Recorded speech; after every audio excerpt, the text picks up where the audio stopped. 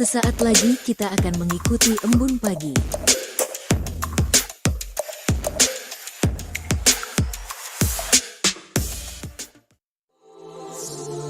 Embun pagi, kasihnya setiap hari, seperti embun pagi, sejukkan hati. Ucapkan syukur, Tuhan Yesus baik, biar kita tahu perkataan yang baik. Tuhan sediakan kebutuhanku, Dia akan cukupkan semua yang ku perlu. Dia sembuhkan semua sakitku, berikan damai sejahtera yang lampaui akalku. Tuhan buka jalan, pimpin semua langkahku. Untuk pemimpin biduan, dari Daud. Orang bebal berkata dalam hatinya, tidak ada Allah. Busuk dan jijik perbuatan mereka. Tidak ada yang berbuat baik. Tuhan memandang ke bawah dari sorga kepada anak-anak manusia untuk melihat apakah ada yang berakal budi dan yang mencari Allah. Mereka semua telah menyeleweng. Semuanya telah bejat. Tidak ada yang berbuat baik. Seorang pun tidak. Tidak sadarkah semua orang yang melakukan kejahatan, yang memakan habis umatku, seperti memakan roti, dan yang tidak berseru kepada Tuhan? Di sanalah mereka ditimpa kekejutan yang besar, sebab Allah menyertai angkatan yang benar. Kamu dapat mengolok-olok maksud orang yang tertindas, tetapi Tuhan adalah tempat perlindungannya. Ya, datanglah kiranya dari Sion, keselamatan bagi Israel. Apabila Tuhan memulihkan keadaan umatnya, maka Yakub akan bersorak-sorai. Israel akan bersuka cita. Matius 9. Sesudah itu naiklah Yesus ke dalam perahu lalu menyeberang. Kemudian sampailah ia ke kotanya sendiri. Maka dibawa oranglah kepadanya seorang lumpuh yang terbaring di tempat tidurnya.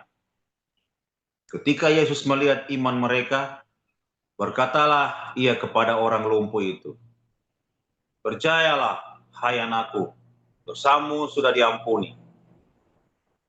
Maka berkatalah beberapa orang ahli Taurat dalam hatinya, "Ia menghujat Allah." Tetapi Yesus mengetahui pikiran mereka lalu berkata, "Mengapa kamu memikirkan hal-hal yang jahat di dalam hatimu? Manakah lebih mudah, mengatakan dosamu sudah diampuni, atau mengatakan bangunlah dan berjalanlah? Tetapi supaya kamu tahu bahwa di dunia anak manusia berkuasa mengampuni dosa." Lalu berkatalah ia kepada orang lumpuh itu, "Bangunlah, angkatlah tempat tidurmu dan pulanglah ke rumahmu." Dan orang itu pun bangun lalu pulang. Maka orang banyak yang melihat hal itu takut lalu memuliakan Allah yang telah memberikan kuasa sedemikian itu kepada manusia. Setelah Yesus pergi dari situ, ia melihat seorang yang bernama Matius duduk di rumah cukai. Lalu ia berkata kepadanya, "Ikutlah aku." Maka berdirilah Matius lalu mengikuti dia. Kemudian ketika Yesus makan di rumah Matius, datanglah banyak pemungut cukai dan orang berdosa dan makan bersama-sama dengan dia dan murid-muridnya. Pada waktu orang Farisi melihat hal itu, berkatalah mereka kepada murid-murid Yesus, "Mengapa gurumu makan bersama-sama dengan pemungut cukai dan orang berdosa?" Yesus mendengarnya dan berkata, "Bukan orang sehat yang memerlukan tabib, tetapi orang sakit. Jadi pergilah dan pelajarilah arti firman ini. Yang kukehendaki adalah belas kasihan dan bukan persembahan. Karena aku datang bukan untuk memanggil orang berdosa benar, melainkan orang berdosa." Kemudian datanglah murid-murid Yohanes kepada Yesus dan berkata, "Mengapa kami dan orang Farisi berpuasa tetapi murid-muridmu tidak?" Jawab Yesus kepada mereka, "Dapatkah sahabat-sahabat mempelai laki-laki berduka cita selama mempelai itu bersama mereka? Tetapi waktunya akan datang, mempelai itu diambil dari mereka dan pada waktu itulah mereka akan berpuasa. Tidak seorang pun menambalkan secari kain yang belum susut pada baju yang tua. Karena jika demikian, kain penambal itu akan mencabik baju itu, lalu makin besarlah koyaknya. Begitu pula anggur yang baru tidak diisikan ke dalam kantong kulit yang tua. Karena jika demikian, kantong itu akan koyak sehingga anggur terbuang, dan kantong itu pun hancur. Tetapi anggur yang baru disimpan orang dalam kantong yang baru pula. Dan dengan demikianlah terpeliharlah kedua-duanya." Sementara Yesus berbicara demikian kepada mereka, datanglah seorang kepala rumah ibadah, lalu menyembah dia dan berkata, "Anakku perempuan baru saja meninggal, tetapi datanglah dan letakkanlah tanganmu atasnya, maka ia akan hidup." Lalu Yesus pun bangun dan mengikuti orang itu bersama-sama dengan murid-muridnya. Pada waktu itu seorang perempuan yang sudah 12 tahun lamanya menderita pendarahan maju mendekati Yesus dan dari belakang dan menjamah jubah-jubahnya. Karena katanya dalam hatinya, "Asal kujamah saja jubahnya, aku akan sembuh." Tetapi Yesus berpaling dan memandang dia serta berkata, "Teguhkanlah hatimu, hai anakku, imanmu telah menyelamatkan engkau." Maka sejak saat itu sembuhlah perempuan itu. Ketika Yesus tiba di rumah kepala rumah ibadah itu dan melihat peniup seruling dan orang banyak ribut, berkatalah ia, "Pergilah, karena anak ini tidak mati tetapi tidur." Tetapi mereka menertawakan dia. Setelah orang banyak itu diusir, Yesus masuk dan memegang tangan anak itu. Lalu bangkitlah anak itu. Maka tersiarlah kabar tentang hal itu ke seluruh daerah itu. Ketika Yesus meneruskan perjalanannya dari sana, 2 orang buta mengikutinya sambil berseru-seru dan berkata, "Kasihanilah kami, hai anak Daud." Setelah Yesus masuk ke dalam sebuah rumah, datanglah kedua orang buta itu kepadanya, dan Yesus berkata kepada mereka, "Percayakah kamu bahwa aku dapat melakukannya?" Mereka menjawab, "Ya Tuhan, kami percaya." Lalu Yesus menjamah mata mereka sambil berkata, "Jadilah kepadamu menurut imanmu." Maka meleklah mata mereka, dan Yesus pun dengan tegas berpesan kepada mereka, katanya, "Jagalah supaya jangan seorang pun mengetahui hal ini." Tetapi mereka keluar dan memasyurkan dia ke seluruh daerah itu. Sedang kedua orang buta itu keluar, dibawalah kepada Yesus seorang yang bisu, kerasukan setan. Dan setelah setan itu diusir, dapatlah orang bisu itu berkata-kata. Maka heranlah orang banyak, katanya, "Yang demikian belum pernah dilihat orang di Israel." Tetapi orang Farisi berkata, Dengan kuasa penghulu setan, ia mengusir setan. Demikianlah Yesus berkeliling ke semua kota dan desa. Ia mengajar dalam rumah-rumah ibadah dan memberitakan Injil kerajaan sorga, serta melenyapkan segala penyakit dan kelemahan. Melihat orang banyak itu, tergeraklah hati Yesus oleh belas kasihan kepada mereka, karena mereka lelah dan terlantar seperti domba yang tidak bergembala. Maka katanya kepada murid-muridnya, tuaian memang banyak, tetapi pekerja sedikit. Karena itu mintalah kepada Tuhan yang mempunyai tuaian, supaya ia mengirimkan pekerja-pekerja untuk tuaian itu. Demikian firman Tuhan. Haleluya. Firman Tuhan selalu baru setiap hari. Jika kita setia menanti-nantikan Tuhan, terus berbuat baik ya. Jangan sampai lupa berbuat baik setiap hari. Ya. Saudara, kalau tidak ada Allah di surga, apa yang akan terjadi? Ya kan? Banyak orang-orang ya percaya. Kalau ditanya, kamu percaya ada Tuhan? Percaya.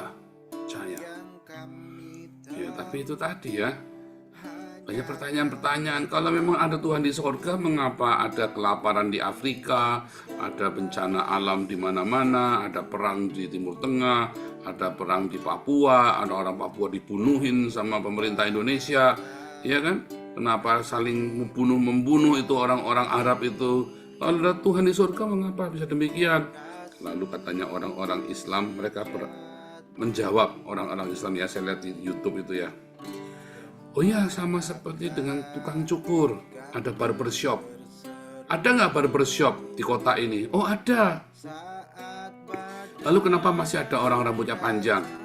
Karena dia tidak pergi ke barbershop, dia tidak potong rambutnya. Loh, ada barbershop. Tetapi orang-orang tidak pergi ke barbershop.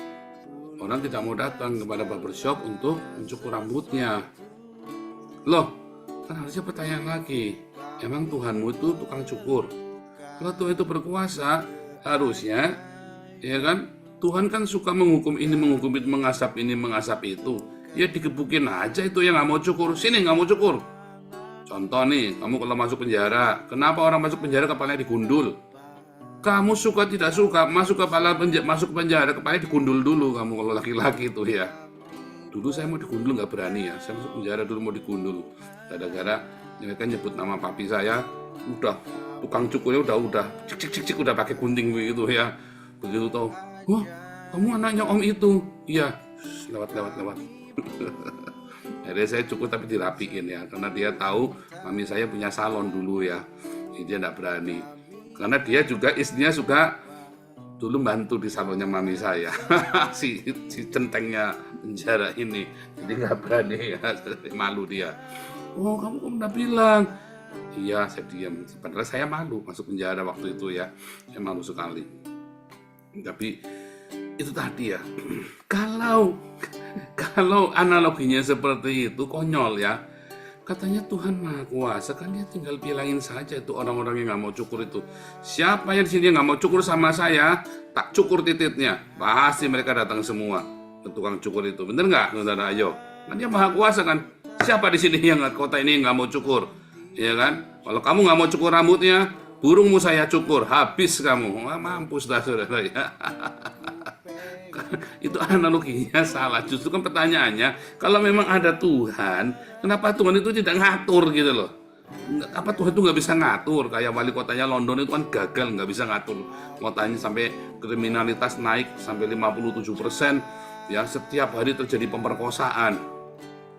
Ada wali kota, tapi nggak bisa ngatur. Kayak seakan-akan nggak ada wali kotanya. Bahkan kalau ada penculikan, ada perampokan, wali kotanya nggak bisa apa-apa, pasrah gitu ya, sampai orang-orang pada cek, pada ngamuk ya. Ini wali kota ini kerjanya apa kalau begitu? Cuman meeting aja tiap hari wali kotanya ya, kerjanya cuma meeting terus. Kok saya jadi ingat sama si Wan Abut ya, saudara ya, kerjanya meeting terus, berretorika terus itu ya. Nah, ya kan?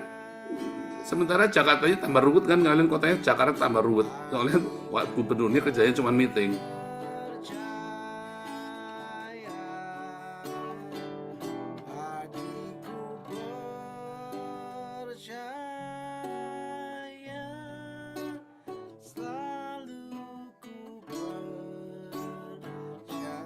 Loh, kalau ada Tuhan di surga, ada Tuhan, ada. Tapi kerjanya cuma meeting doang, saudara. Kerjanya cuma meeting sama bikin ngeluarin fatwa. Ngeluarin fatwa, meeting lagi, ya kan? Tapi nggak ada yang dikerjain, Tuhannya bingung mau ngerjain apa. Ya kan, kalau memang Tuhan berkuasa kan begitu kan? Itulah dia ya. Tapi bagaimana dengan Tuhan kita? Bagaimana dengan Tuhannya orang Kristen dan orang Yahudi? Tuhannya orang Kristen dan orang Yahudi sudah menyerahkan kekuasaan itu kepada manusia. Ya, ada Tuhan nggak? Ada. Tuhan berikan otoritas itu kepada Adam dan Hawa. Beranak cuculah, berkembang biaklah, kuasailah bumi. Ya kan? Nah, itu yang benar. Masalahnya ya, di dalam Al-Quran tidak diajarin. Di dalam Alkitab diajarin. Kejadian 1 ayat 26, 27, 28. Berkembang biaklah, beranak cuculah, kuasailah bumi, taklukkanlah. Ya kan? Maka Tuhan memberikan hikmat di hati mereka, sebuah hukum. Hukumnya yaitu adalah apa? Cinta.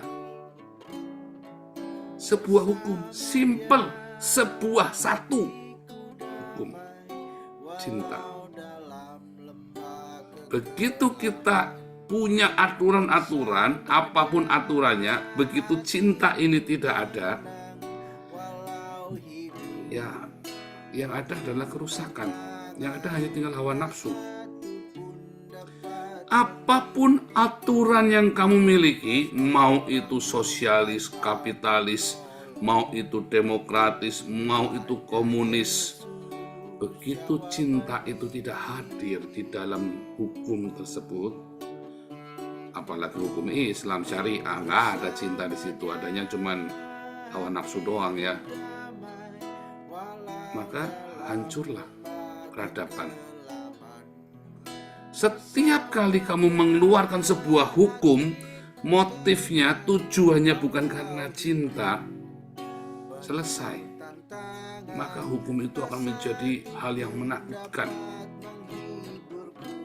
Bahkan ketika Torah itu turun kepada Musa, Torah itu sebuah cinta ya. Tetapi cintanya dipinggirkan, maka hukumnya dilakukan. Makanya ketika Tuhan berkata mata ganti mata, gigi ganti gigi, itu kan adalah sebuah hukum.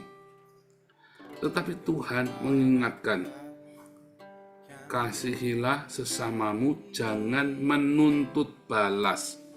Ada di dalam Imamat ya, di dalam Imamat 19. Kasihilah sesamamu, jangan menuntut balas. Bahkan di dalam Yudaisme pun diajarkan jangan menuntut balas. Kasihilah sesamamu, jangan menuntut balas. Menarik kan? Lalu buat apa yang mata ganti mata, gigi ganti gigi? Itu urusan penguasa. Supaya kamu tahu sebelum melakukan ada hukum itu ya. Tetapi ketika hal itu terjadi, terjadi pembunuhan, maka si korban harus punya hati, kasihilah sesamamu, jangan menuntut balas. Keenakan dia lepas, itu urusannya pemerintah. Kalau pemerintah yang menyandang pedang itu korup, maka dia bisa lepas seenaknya sendiri. Tapi kalau pemerintah yang menyandang pedang, dia tahu hukumnya adalah mata ganti mata, gigi ganti gigi. Ketika hukum itu ditegakkan, tegas, jelas, nggak korup, maka semua orang akan merasa secure, aman. Orang mau berbuat mikir dulu. Tetapi bagi para korban, dia berdamai. Jangan menuntut balas, kasihilah sesamamu. Dari semua hukum itu, pihak yang berkonflik mengutamakan cinta, tetapi pemerintah tetap harus menjalankan hukum. Ketika ada sepasang suami istri punya anak tunggal, Kristen ya, terus dibunuh sama temennya yang Islam. Maka suami istri datang sama yang bunuh itu, ya, kamu jadi anakku sekarang, aku mengasihi kamu. Hukumannya tetap di penjara seumur hidup, ya, tetap di penjara. Tetapi si pasangan suami istri yang anaknya dibunuh ini berdamai, karena dia tidak menuntut balas, dia tidak urusan dengan hukumannya berapa, yang penting saya mengasihimu. Luar biasa, ya, luar biasa, ya. Orang-orang seperti ini memang hebat. Orang-orang yang punya cinta di dalam hatinya. Kalau seluruh dunia berpikir seperti suami istri ini, seharusnya dunia ini aman. Sayang, bahkan pendeta pun nggak mikir begitu, ya kan? Pendeta pun berniat untuk membalas dendam. Kalau bisa, saya bisa menghancurkan, saya fitnah orang itu supaya hancur. Buktinya yang mau fitnah saya pendeta-pendeta juga loh. Dari saya pelayanan, saya mengerti tentang dunia pelayanan tahun 1990. Yang berusaha menghancurkan saya itu justru pendeta-pendeta loh. Ya, begitu persekutuan doa kita makin banyak ya. Sampai kemudian zamannya Ana, terus saya kembali lagi, saya khotbah terakhir 700 orang. Pelajar semua. Kota Tegal. Yang ngomelin kita itu ya pendeta-pendeta juga, yang jealous, yang iri, yang fitnah kita. Ya kan? Ketika saya melayani, pelayanannya bertumbuh. Pendeta-pendeta juga yang jegal kita. Bahkan ketika kita di Den Haag, ya, orang-orang Kristen juga, dan mungkin juga pendeta-pendeta itu, ya, yang mengatakan hal yang tidak baik tentang kita. Ya kan? Bahkan hari ini pelayan kita yang live ini, pendeta-pendeta juga kan yang ngata-ngatain kita nggak baik kan. Itulah. Bahkan pendetanya saja tidak bisa cerita. Bahkan ketika Philip Mantova masuk ke NTT, yang misui siapa? Pendeta Mel Atok, Esra Soru, Muriwali. Iya kan, pendeta juga kan, yang belum sesat. Pendeta juga. Bahkan kalau kamu dengar, saya kan pernah masuk ke Kupang. Orang-orang Kristen di Kupang, ya, para pendetanya bilang, mendingan kamu jadi Islam daripada kamu ikut gerakan itu. Sama ya di Manado, ya, di Minahasa. Mendingan kamu jadi Islam daripada kamu ikut sama gereja itu. Pendeta ngomong seperti itu. Ya kan? Karena dogma dalam kepala mereka itu membunuh mereka. Dogma yang ada di kepala para pendeta itu yang musuh membawa mereka ke neraka. Loh, waktu itu Esra Soru pernah bilang, ya, saya lagi ngomong-ngomong sama si Pak yang mengapung segala. Lalu Esra Soru ngomong, Tuhan itu lebih mencintai kebenaran daripada perdamaian. Terus saya bilang, kalau gitu Tuhanmu iblis. Kebenaranmu dengan kebenaranku bisa beda. Mana ada kebenaran absolut di dunia ini. Firmannya sama, ayatnya sama. Kamu bisa nafsirkan sana, saya bisa nafsirkan ini. Bahkan sesama orang karismatik yang si raba-raba, yang satu menafsirkan sana, yang satu bilang ini. Lalu yang benar yang mana? Saya pernah nanya itu ya sama orang Bapak Yahweh itu ya, gereja Bapak Yahweh itu. Kamu Basaro? Iya Basaro. Itu juga Basaro loh. Lu yang benar Basarohnya dia atau Basarohnya gerejanya kamu? Ayo. Bingung ya. Dogma itu bawa kamu ke neraka loh. Jadi begitu kamu ngotot orang lain sesat, kamu yang paling benar, terus kamu mulai menganiaya hamba-hamba yang lain, ya kan? Karena Tuhan nggak datang, mulai tuh kamu mulai tabrakan sesama gereja itu, ya kan? Di Belanda ini kan begitu kan, sama gereja Indonesia kan ribut sendiri, berantem sendiri kan. Sama gereja Belanda juga sama ya, berantem sendiri. Saya sampai gedek-gedek saya cerita ya, saya curhat sama Pastor Daniel ya. Itu sudah lama begitu. Ya saya kaget aja, saya bilang masa di Belanda begitu sudah begini saja. Cuma masalah sepele, mereka berdiri sendiri bubar.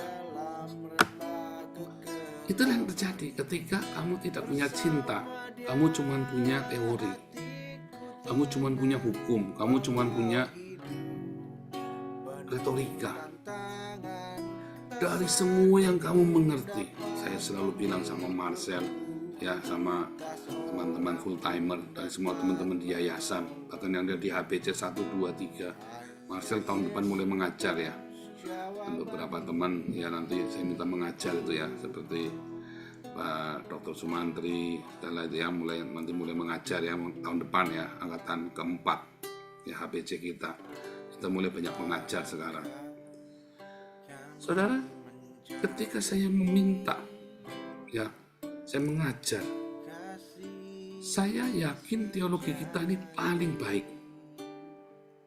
Tetapi yang paling penting, itu bukan masalah teorinya paling baik. Kamu tuh bisa melakukan enggak?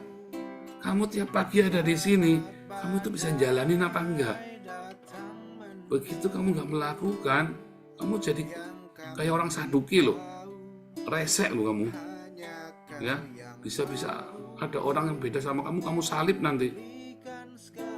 Itulah saya bilang ya, kalau kekristenan itu nanti merajalela di Indonesia, ya nggak akan bedanya sama FPI, kamu nggak akan beda sama MUI nanti.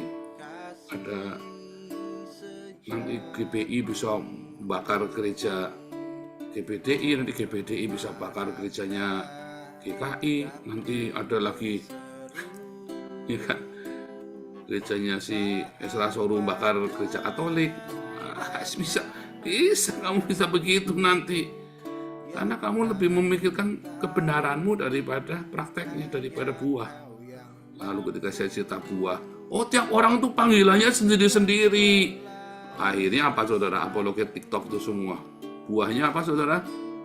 Jinah. Enggak yang oneness, enggak yang Tritunggal, buahnya jinah semua. Aliran apapun, enggak yang aliran ortodok, enggak yang aliran Katolik, enggak yang aliran jelas Tritunggal, oneness, buahnya jinah semua. Ya kan? Buahnya ada saling ribut, saling nyakiti. Belajarlah sama saya. Teladanilah saya. Saya selalu ajarkan kalian untuk berbuah. Mana buahmu? Aduh, kamu boleh tahu segala macam teori, aduh omong kosong. Yang penting buahmu.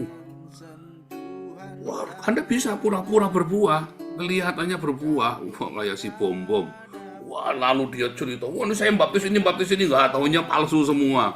Terakhir itu nyolong ya, maling di tempatnya Bu Manto itu ya. Terakhirnya maling di tempatnya Bu Manto. 2 orang itu ya, satu lagi 2 orang tuh ya, di bawah itu orangnya bom-bom itu. Maling semua, terakhir. Ya kan? Memaksakan diri untuk berbuah. Kalau kamu prosesnya benar, maka buah itu kan muncul dengan sendirinya. Dulu sudah saya ajarin, ketika pohonmu tidak berbuah, dibikin suffer. Kalau kamu punya pohon mangga, udah 5 tahun, 10 tahun nggak berbuah, maka batangnya kamu cacak-cacak pakai gobang. Tapi kalau sampai putus, ya nggak berbuah, mati. Artinya kan, jadi kalau kamu di dalam penderitaanmu, ada tekanan, ya ada pergantian musim di tropis itu kan ekstrim, ya kan? Kalau di barat kan nggak dingin, ya kan? Kalau di kering sekali atau basah sekali kan, sehingga suffer. Dari suffer itu maka dia berbuah, berbunga dan berbuah. Karena dia harus maksa gitu ya, pergantian musim itu kan dia memaksakan. Nah sama, tapi ada yang lebih ekstrim lagi. Kalau pohon manggamu 10 tahun nggak berbuah, cacak-cacak gitu, ya, pakai pisau itu ya. Tahun depan nanti berbuah. Dia harus melewati masa penyembuhan itu, kemudian dia keluar buahnya dengan sendirinya. Ya. Nah, percaya loh, saya pertanian dulu ya, saya kuliah saya dulu ya. Jadi itulah prosesnya, ya, itulah prosesnya. Di dalam penderitaan, respon kamu yang benar itu akan membuat kamu berbuah. Di dalam penderitaan, di dalam pencobaan, di dalam badai hidup, responmu yang benar akan membuat kamu berbuah. Dan ketika sekali kamu berbuah, selanjutnya kamu akan berbuah terus. Tinggal buahnya itu tepat pada musimnya apa enggak. Kalau kamu ditanam di tepi aliran air, maka akan berbuah pada musimnya. Dan aliran air sungai kehidupan itu adanya di tanah perjanjian. Sehingga padang gurun itu membuat kamu kuat, kalau respon kamu benar, tiba-tiba kamu sudah ada di tanah perjanjian. Dan kalau kamu tetap setia ya dengan firman Tuhan, kamu tetap logos lakukan. Ia seperti pohon yang ditanam di tepi aliran air yang berbuah pada musimnya, yang tidak pernah layu daunnya, apa saja yang diperbuatnya berhasil. Karena kamu melakukan, bukan cuma teori. Ada cinta dalam hidupmu yang kamu praktekkan. Ada pengampunan. Kalau tadi tak sebutin orang, itu sudah tontonan gratis. Kamu lihat, tak tunjukkan ini loh. Itu tontonannya. Hari ini ribut lagi, edis, bom-bom, sampai bertengkar ya, saling misuh. Compong ini orang-orang Kristen ini ya. Pada sekolahnya di mana? Merasa paling hebat sendiri masing-masing. Sekolahnya di mana? Masing-masing merasa paling hebat. Cuma gara-gara Yesus itu disalib itu kehendak Bapa atau kehendak iblis, kan sepele.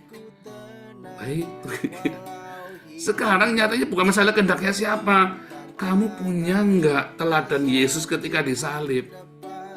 Ya.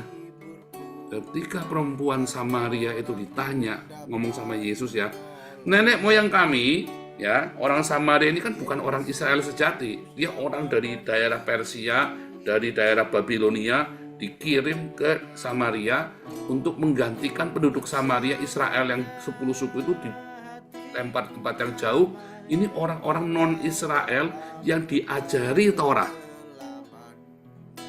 Lalu mereka kan nggak ngerti secara, mereka belajar, baru-baru belajar.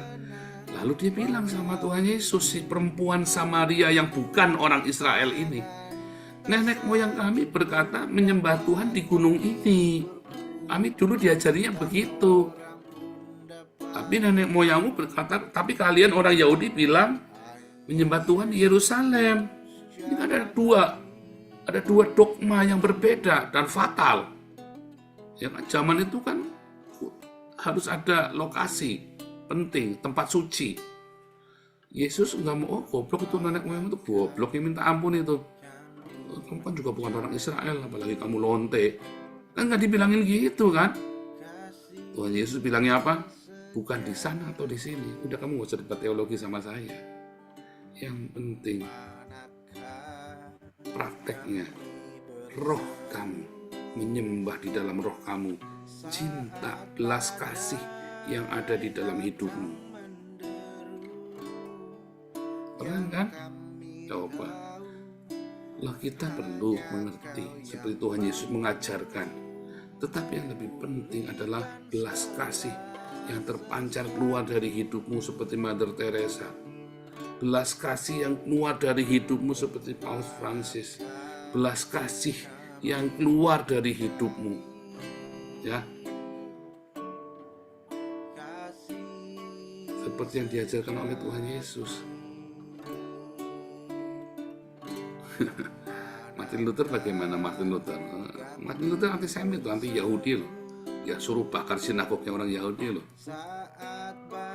Belum pernah ada pendeta Kristen yang seperti Mother Teresa sama Paus Francis. Ya kan? Ayo. Belum pernah ada. Jangan ngomong ada. Bahkan Reinhard Bunker kan David Livingstone pun tidak seperti itu. Nggak seperti Mother Teresa sama Paus Francis. Walaupun sudah mendekati. Ya, David Livingstone, misionari gereja evangelikal ya. Saya saja masih jauh benar. Saya ingin seperti itu, tapi masih jauh. Wah, karena menikahnya bukan masalah karena menikah nggak menikah. Itu mah bagaimana cara kita ngajarin keluarga kita. Bisa nggak bisa. Kita ajari anak-anak kita ajari keluarga kita untuk belajar hidup.